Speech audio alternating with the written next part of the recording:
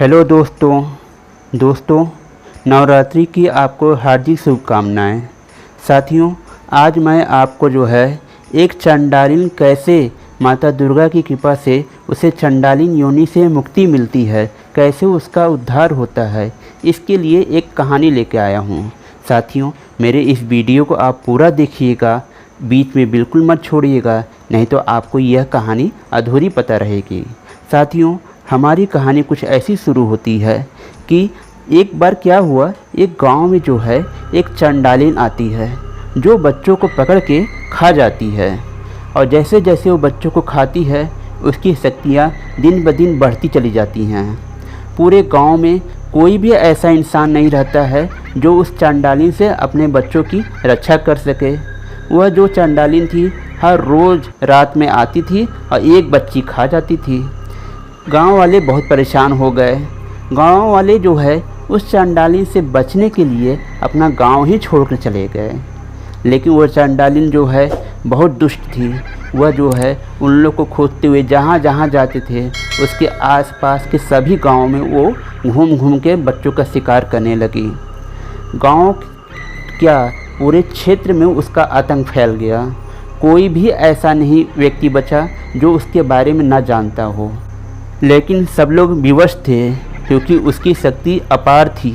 कोई भी उसकी शक्ति के सामने खड़ा होने की हिम्मत नहीं कर पा रहा था।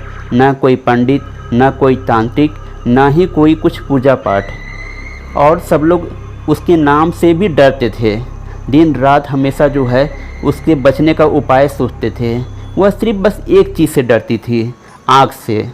इसलिए सब लोग अपने घरों के आसपास में आग हमेशा जलाए रहते थे जिससे कि वह वहाँ पर ना जाए। और धीरे धीरे करके यह चर्चा हर जगह फैलने लगी। तो सब लोग अपने साथ में हमेशा आग को लेके घूमा करते थे कि वह चंडालिन अगर आती है तो हम लोग अपनी सुरक्षा खुद को कर सकें। तभी क्या हुआ कि उस क्षेत्र में एक महान तांत्रिक आदमी आया। वह आदमी तंत्र विद्या में निपुण था। उसने जब चंडालिका के बारे में सुना तब उसने लोगों की तकलीफ़ दूर करने का निर्णय लिया और कहा, मैं चंडालिका को ज़रूर मारूंगा। इससे गांव के लोगों के, उस क्षेत्र के लोगों की कुछ हिम्मत आई और सब लोगों ने चंडाली का पता बताया कि वो वहाँ पर रहती है। वह तांत्रिक उसके घर पे गया। रात का सन्नाटा था। चारों तरफ तेज़ तेज़ हवाएं चल रही थी और डरावनी आवाज़ें भी आ रही थीं। और उसने कहा, हे चंडालिन, अब तुम इस क्षेत्र को छोड़कर चली जाओ, नहीं तो मैं तुमको जला के भस्म कर दूंगा। उसके बाद चंडालिन हंसते हुए अपने गुफा से बाहर आई और कही, तू मुझे जलाएगा कि मैं तुझे जलाऊंगी? पहले तुम मेरे इस छोटे से सेवक से तो लड़के दिखा। और उसके बाद उसने अपने हाथ से एक अपने ही जैसा एक दूसरा राक्षस निकाला जो कि तांत्रिक से लगा लड़ने। और तांत्रिक ने किसी तरीके से उसको मार डाला। उसके बाद यह देख के चंडालिन बहुत ज़्यादा क्रोध में हुई और उसके बाद उसने अपनी तंत्र विद्या से उस साधु तांत्रिक को ही ख़त्म कर डाला। और उसके मरते ही पूरे शरीर उसका जलने लगा और उसकी राख पूरे आसपास के क्षेत्र में फैल गई। और उस चंडालिन ने ज़ोर ज़ोर से हंस के कहा, मुझसे तुम लोग को कोई नहीं बचा सकता है। अगर कोई बचा सकता है मैं खुद हूँ। अगर तुम लोग अपना आपको जीना चाहते हो तो रोज़ मेरे पास एक बच्ची पहुँचा दिया करो, तो तुम लोग के और सब लोग सुरक्षित रहोगे। यह बात सुन के यह सारा क्षेत्र ही डर गया और डर के मारे सब लोग काँपने लगे। धीरे धीरे करके समय बीतता रहा। कुछ दिनों बाद नवरात्रि का पर्व आया। हर घर में देवी जी की स्थापना होने लगी, जयकारे लगने लगे। जयकारों से चंडालिन को बहुत ज़्यादा तकलीफ़ होती थी क्योंकि देवी जी की ही शक्ति ऐसी थी जो कि चंडालिन को उस गांव से, उस क्षेत्र से वहाँ पर उन लोग को बचाती थी। वह चाह के भी वो अंदर नहीं जा पा रही थी। उसकी कोई भी शक्ति देवी जी की शक्ति के आगे नहीं पहुँच पा रही थी। अब वो पछताने लगी कि अब मैं क्या करूँ, मुझे तो बहुत तेज़ भूख लगी है। और उसके बाद वह लगातार घूमती रही। ऐसे एक दिन, 2 दिन, 3 दिन, 4 दिन लगातार दिन बीतते रहे। ऐसे 8वां दिन आ गया और वह एकदम भूख से व्याकुल होकर इधर उधर तड़प के घूम रही थी। घूमते घूमते वह एक ऋषि मुनि के पास में पहुंची। तब ऋषि मुनि मुस्कुरा के कहें, आओ, मैं तुम्हारा ही इंतज़ार कर रहा हूँ, मेरे पास आके बैठो। और उसके बाद यह बात सुनते ही चंडालिन जैसे उसको बहुत अच्छा लगा, जैसे इसी शब्द को सुनने के लिए बहुत ज़्यादा तरस रही थी। और उसके बाद वह जो है तुरंत साधु के पास में गई और जाके बैठ गई। और साधु कहें, ऐसा है कि अभी नवरात्रि का समय चल रहा है, यह थोड़ा सा श्रृंगार का सामान ले जाके जरा देवी जी के पास में चढ़ा दो। तो वह चंडालिन कही, नहीं, मैं वहाँ नहीं जा पाऊँगी। कहीं, नहीं, तुम चली जाओगी, जाओ, कोशिश करके देखो। उसके बाद जो है चंडालिन जो है देवी जी का श्रृंगार का सामान ले जाके देवी जी के चरणों में जाके रखती है। जैसे ही वो रखती है उसे अपार खुशी मिलती है और मन को बहुत सुकून मिलता है। और उसके बाद वो साधु के पास में आके बैठ जाती है और कहती है, आज जो अनुभूति मुझे हुई इससे पहले मुझे कभी नहीं हुआ। आप कौन हैं? और ये देवी की शक्ति जिससे मुझे डर लगता था, आज मुझे क्यों अच्छा लग रहा है, क्यों मुझे बहुत सुकून मिल रहा है? क्या आप मेरे इस प्रश्न का जवाब दे सकते हैं? तब उसके बाद साधु जी कहे, हाँ, मैं दे सकता हूँ। तुम जो है देवी जी का 8 दिन से व्रत रह रही हो। कहीं, मैं तो कहाँ व्रत रहती हूँ, मैं तो मांस खाती हूँ, बच्चों को मार के खा जाती हूँ। तब साधु कहे, नहीं, तुमने 8 दिन से कुछ नहीं खाया है और लगातार तुम्हारा व्रत रहने की वजह से तुम्हारी आत्मा शुद्ध होती चली गई, इसीलिए तो तुम श्रृंगार का सामान ले जाके तुम देवी जी के पास चढ़ा पाई और तुम्हारा आज अष्टमी का भी व्रत पूरा हो गया। अब मैं तुम्हें जो है नवमी के दिन, सिद्धरात्रि के दिन दुर्गा माता के सप्तमी का पाठ करूँगा। इस पाठ को तुम पूरे अच्छी तरीके से मन लगा के सुनो। यह बात सुनते ही जैसे वो इसी चीज़ के लिए तलाश कर रही थी, उसके आँखों से, उसके चेहरे से ऐसा लग रहा था। वह चंडालिन जो है अपने आसुरी वृत्ति को छोड़ के जैसे वो मानव बनना चाहती थी। वह तुरंत साधु के सामने हाथ जोड़ के बैठ गई और सप्तमी का पाठ सुनना शुरू कर दी। धीरे धीरे करके सप्तमी का पाठ पूरा हुआ और उसके बाद उसे और भी अच्छा लगा। और उसके बाद तब उसने कहा, आपने मुझे तो धन्य कर दिया प्रभु, आप तो मेरे बहुत तारनहार हो। मुझे आज चंडालिन बनने पे सबसे अच्छा मुझे महसूस हो रहा है। तब उसके बाद साधु महात्मा कहे, नहीं, तुम चंडालिन नहीं हो, यह तो तुम्हारे पूर्व जन्म के कर्मों की वजह से हुआ है। तब वह चंडालिन कही, आखिर मेरा पूर्व जन्म क्या था, आप क्या मुझे बता सकते हैं? तब उसने कहा, हाँ, मैं बता सकता हूँ, बैठो, सुनो।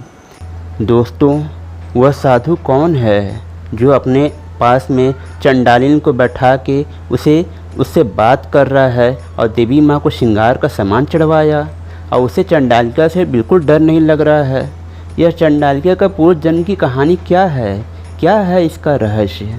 और वह तांत्रिक कौन था जो चंडालिन को मारना चाहता था लेकिन मार नहीं पाया और उसे चंडालिन ने ही मार डाला? यह सब कहानी जानने के लिए साथियों मेरे इस वीडियो के साथ में बने रहिएगा। तुम पूर्व जन्म में एक ब्राह्मण कन्या थी। तुम्हारे पिता जो हैं एक ब्राह्मण लड़के से तुम्हारी शादी कर दिए। शादी करने के बाद तुम अपने पति के साथ में खुशी खुशी रह रही थी, लेकिन कुछ ही समय बाद जो है तुम्हारे पति को किसी रोग की वजह से उनका जीवन समाप्त हो गया। तुम विधवा हो गई। विधवा होकर तुम कुछ दिन आराम से अपने घर में रही और दुखी रहती थी, लेकिन तुम्हारे जो परिवार वाले थे वो अपने लड़के के मर जाने के गम को नहीं सह पाए और गुस्से में आके तुम्हें ले जाके एक वन में छोड़ दिए। वन में तुम जाने के बाद तुम भूख प्यास से इधर उधर घूम रही थी। तुम्हें जो मिल रहा था वो तुम खा रही थी। तभी जो है एक शूद्र तुम्हें मिला जो तुम्हें अपनाने के लिए तैयार हो गया और शूद्र के साथ में तुम उसके घर में रहने लगी। शूद्र जो है तुमको मांस मदिरा सब उसके साथ में तुम खाती पीती थी। शूद्र के साथ में तुमको जो है एक लड़की हुई और धीरे धीरे करके तुम्हारा समय बीत रहा था। ऐसे क्या हुआ, एक दिन शूद्र जो है किसी काम की वजह से जो है वह कहीं बाहर चला गया और उसके बाद तुम्हें भूख लगी। तुम अपना भूख सह नहीं पाई और सामने तुम्हारे एक गाय की बछिया पड़ी हुई थी। तुमने उसी बछिया को काट के खाना चाहा और उसके बाद उस बछिया को पकड़ के जैसे लेके आई अपने घर और जैसे काटने जा रही थी तभी तुमने जो है महाशक्ति का एक बार ध्यान किया और उसके बाद उसको काट दिया और काट के खा लिया। उसको खाने के बाद तुम्हारे शरीर में इतनी ज़्यादा उत्तेजनाएं होने लगी कि तुम अपनी शक्ति को खुद नहीं सह पा रही थी और कुछ ही दिनों बाद तुम्हारी मृत्यु हो गई। जब यमदूत आए और तुमको लेके यमराज के पास में गए तो यमराज ने तुम्हारा पिछला जन्म देखा और उसके बाद इस जन्म का तुम्हारा सब देखा, तो तुम्हें जो है अगला जन्म जो है तुमने एक गाय को मारा था, इसलिए तुम्हारा अगला जन्म जो है एक चांडालिन के रूप में दिया गया और उसके बाद तुम्हें चांडालिन का रूप इस जन्म में मिला और तुम चांडालिन बन के बच्चों को मार के खाने लगी। और उसके बाद क्या तुम जानती हो जिस तांत्रिक को तुमने मारा वह कौन था? तो उस चांडालिन ने बोला कौन था वो? कहा वह पिछले जन्म में वही शूद्र था जिसने तुमको अपनाया था और तुम्हें जो है मदिरा और मांस का सेवन करवा रहा था। क्योंकि तुम ब्राह्मण कन्या थी, तुमने एक दो बार मना भी किया, लेकिन भूख बर्दाश्त न कर देने की वजह से, शूद्र प्रवृत्ति के होने की वजह से तुम्हें यह सारा काम करना पड़ा और इसी की वजह से वह इस जन्म में वह तुम्हारे हाथों मरा। यह बात जान के चांडालिन को समझ में आया। उसके बाद उसने कहा साधु जी आप कौन हैं? क्या मैं आपसे भी मेरा कोई रिश्ता रहा है? तब उस साधु ने कहा हाँ, मैं पिछले जन्म में तुम्हारा पिता था, इस जन्म में मैं साधु बना हूँ। तुम्हें चांडालिन योनि से मुक्त करवाने के लिए यमराज ने मुझसे कहा है और यह दायित्व मुझे दिया है, इसलिए मैं इतने दिनों से तुम्हारा यहाँ पे इंतज़ार कर रहा हूँ कि तुम कब आओगे और कब मैं तुम्हें जो है देवी जी का पाठ सुनाऊंगा, तुमसे पूजा करवाऊंगा और देवी जी के लिए उनके चरणों में तुम्हारे हाथों से श्रृंगार का सामान चढ़वाऊंगा और उसके बाद तुम्हें जो है इस चांडालिन योनि से मुक्ति मिल जाएगी। तब यह बात सुनकर चांडालिन बहुत खुश हुई और जैसे ही वो खड़ी हुई वह फिर बेहोश होकर गिर के मर गई और उसके शरीर से जैसे ही उसकी आत्मा निकली वह एक सुंदर कन्या के रूप में बदल गई। और उसके बाद साधु जी ने कहा अब तुम इस चांडालिन देह से मुक्त हो गई हो बेटी, अब तुम स्वर्ग लोक जाओ। और उसके बाद जो है वह स्वर्ग लोक जाती है और उसके बाद शिव पार्वती जी के साथ में वह खुशी खुशी वहीं पर रहने लगती है। साथियों इस तरीके से तो यह कहानी यहीं पे समाप्त हो जाती है। माता दुर्गा के चरणों में थोड़ा सा प्रसाद चढ़ाने और उनका व्रत और उनकी शिव दुर्गा जी का पाठ सुनने से दुर्गा माता समस्त पापों का नाश कर देती हैं और उसको जो है मुक्ति प्रदान करती हैं। हमारी माता कितनी दयालु हैं। साथियों इस तरीके से मेरी बात भी यहीं पे समाप्त हो जाती है। साथियों आपको यह मेरी कहानी कैसी लगी कमेंट करके ज़रूर बताइएगा। साथियों अगर पसंद आई हो इसे ज़्यादा से ज़्यादा लाइक करें, शेयर करें और मेरे चैनल को ज़रूर सब्सक्राइब करें। साथियों अब आप मुझे इजाज़त दीजिए, मैं अगले वीडियो में फिर मिलूँगा। तब तक के लिए बाय बाय।